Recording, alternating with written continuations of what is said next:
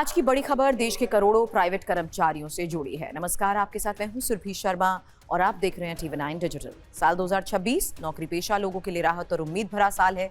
भारत में इस साल औसतन 9.1% सैलरी बढ़ोतरी का अनुमान है, यानी पिछले साल 2025 के मुकाबले ज्यादा वेतन वृद्धि। सवाल यही, क्या सच में सैलरी बढ़ेगी? किन सेक्टर्स के कर्मचारियों को सबसे ज्यादा फायदा होगा और क्यों पूरी दुनिया से आगे निकल गया है भारत का जॉब मार्केट? समझिए आसान भाषा में, आंकड़ों के साथ। देश के प्राइवेट सेक्टर कर्मचारियों के लिए बड़ी राहत की खबर है। Global human resource consulting company Aon India की 32वीं annual salary increase and turnover survey 2025-26 के मुताबिक भारत में 2026 में औसतन 9.1% सैलरी बढ़ोतरी का अनुमान है। तुलना करें तो 2025 में सैलरी वृद्धि 8.9% रही, यानी लगातार दूसरे साल वेतन वृद्धि मजबूत। इस सर्वे में 45 अलग अलग इंडस्ट्री, 1400 से ज्यादा कंपनियों का डेटा शामिल किया गया। ये दिखाता है कि वैश्विक आर्थिक अनिश्चितताओं के बावजूद भारत का रोजगार बाजार मजबूत बना हुआ है। सबसे बड़ा सवाल, आखिर किस सेक्टर के कर्मचारियों की सैलरी सबसे ज्यादा बढ़ेगी? रिपोर्ट ये कहती है कि 2026 में सबसे ज्यादा वेतन बढ़ोतरी इन सेक्टर्स में देखने को मिल सकती है। वो है रियल एस्टेट, इंफ्रास्ट्रक्चर, NBFC यानी नॉन बैंकिंग फाइनेंस कंपनीज। इसके अलावा ऑटोमोबाइल सेक्टर, वाहन निर्माण, engineering, design services, manufacturing, retail sector. इन क्षेत्रों में औसत से ज्यादा इंक्रीमेंट मिलने की संभावना है। कारण साफ है, कंपनियां अब technology, engineering skill, customer experience role में भारी निवेश कर रही हैं।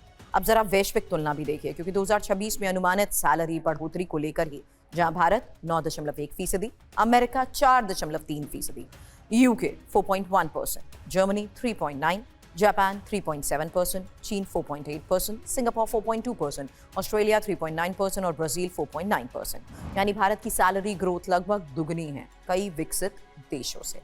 इसके पीछे 3 बड़े कारण भी हैं। मजबूत घरेलू मांग, घटती महंगाई, नए ट्रेड एग्रीमेंट्स। एऑन इंडिया के पार्टनर और रिवॉर्ड्स कंसल्टिंग लीडर रूपक चौधरी का कहना है कि भारत अब आर्थिक विकास के अगले चरण में प्रवेश कर रहा है। उनके मुताबिक आर्थिक स्थिरता, बढ़ती इंडस्ट्री निवेश, स्किल्ड टैलेंट की मांग आने वाले साल में वेतन वृद्धि को मजबूत बनाए रखेंगी। अब बात नौकरी बाजार की भी कर लेते हैं, क्योंकि स्थिरता को लेकर बात जरूरी है। रिपोर्ट यह कहती है कि 2023 एट्रिशन रेट 18.7% रहा, 2024 17.7%, 2025 ये घटकर 16.2% हुआ। यानी कर्मचारी अब नौकरी बदलने से बच रहे हैं। इसका मतलब क्या है? कंपनियां कर्मचारियों को रोकने में सफल रही हैं। बेहतर HR प्लानिंग, स्थिर जॉब मार्केट। हालांकि महामारी के बाद अब स्थिति सामान्य होती भी दिख रही है। सबसे अहम सवाल यह है कि भारत में लागू हो रहे नए लेबर और वेज कोड क्या है? रिपोर्ट के मुताबिक 73% कंपनियां अभी इसके प्रभाव को समझ रही हैं। 12% कंपनियां सैलरी बजट से लागत निकालेंगी। 15% कंपनियां ऐसी हैं जो अलग फंड बना रही हैं। सबसे बड़ा बदलाव होगा सैलरी स्ट्रक्चर में।